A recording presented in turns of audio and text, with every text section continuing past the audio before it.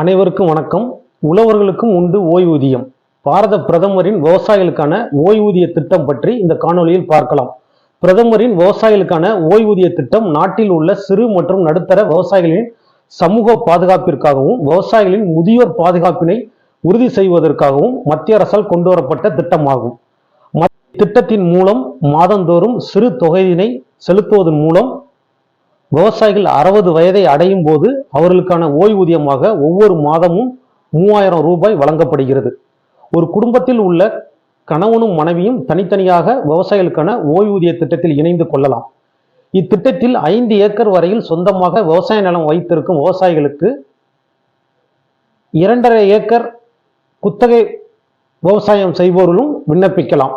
இத்திட்டத்தில் பயனடைய விண்ணப்பதாரர் 18 வயதிற்கு மேல் 40 வயதிற்குள் இருக்க வேண்டும்.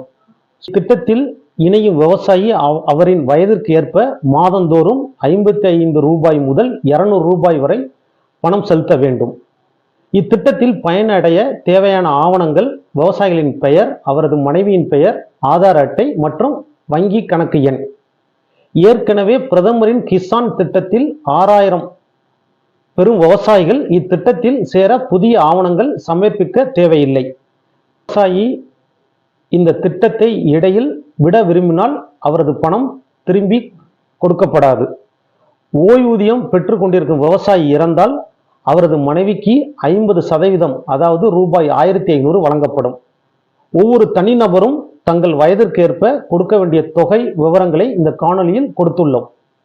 பாரத பிரதமரின் விவசாயிகளுக்கான ஓய்வூதிய திட்டம் குறித்து விரிவான தகவல்களுக்கும் மற்றும் விண்ணப்பிக்கும் முறை தொடர்பாகவும் www.pmkmy.gov.in என்ற இணையதளத்தில் அறிந்து கொள்ளலாம்.